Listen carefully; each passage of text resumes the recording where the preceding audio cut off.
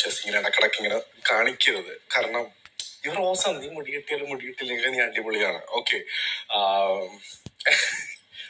എനിക്ക് നിന്നെ ഓർത്തിട്ട് ഭയങ്കര സന്തോഷമുണ്ട്. വേറൊന്നുമല്ല, പല പല പ്രതിസന്ധികളിൽ നിന്നും, അതായത് വീട്ടുകാരിൽ നിന്നും, വീട്ടുകാർ മീൻസ് ലൈക്ക് നമ്മളുടെ ഫാമിലിയിൽ പെട്ട ബന്ധുക്കളിൽ നിന്നും, ഉറ്റ സുഹൃത്തുക്കളിൽ നിന്നും, അതുപോലെ തന്നെ നമ്മുടെ കൂടെ താമസിക്കുന്ന സമൂഹത്തിൽ നിന്നും പല രീതിയിലുള്ള പ്രതിസന്ധികൾ നേരിട്ടിട്ടും ഇത്രയും വലിയൊരു പ്ലാറ്റ്ഫോമിൽ നീ ഇവിടെ വന്നിരിക്കുന്നു. കാരണം അത് ആ പ്രതിസന്ധികൾ നിനക്കൊരു എന്താ പറയാ, ഒരു ഊർജമായിരുന്നു. അതായത് സ്വർണം എപ്പോഴും നമ്മള് തീയിലാണ് ഉണ്ടാക്കുന്നത്. അപ്പം ഞാൻ ഈ പ്രതിസന്ധികളെ, അല്ലെങ്കിൽ നിന്റെ അടുത്ത് ഞാൻ പറയാനുള്ളത്, ഈ പ്രതിസന്ധികളെല്ലാം നിന്നെ തളർത്തിയിട്ടല്ലായിരുന്നു. കാരണം അത് നിന്നെ റിഫോം ചെയ്ത് അതിനെ ഒരു ഗോൾഡാക്കി മാറ്റുവൊക്കെയായിരുന്നു. സോ യു ആർ അടിപൊളി, ഗോൾഡാണ്, നല്ല 10 മാറ്റ് തങ്കം. പിന്നെ നിനക്കൊരു യുണീക്നെസ് ഉണ്ട്.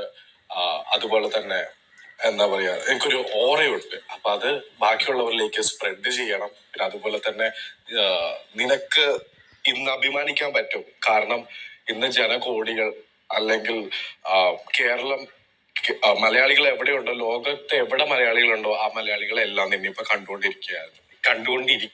കാരണം യു ആർ യുണീക്ക്. പിന്നെ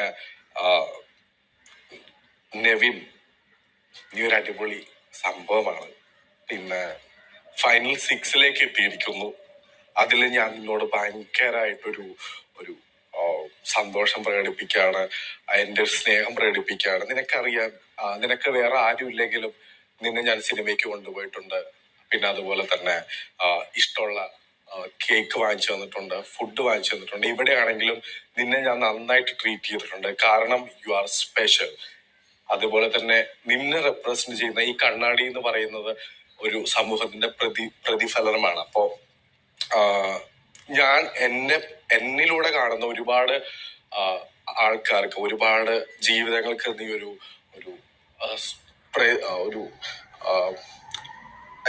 എന്താണ് പറയുന്നത്, ഇടയ്ക്കൊക്കെ നീ മറന്നു പോകുന്നത് കുഴപ്പമില്ല, നീ ഒരു ഊർജമായിരുന്നു. അപ്പൊ സമൂഹത്തിന്റെ പ്രതിഫലനമായിട്ടുള്ള നിന്നെ ഇപ്പൊ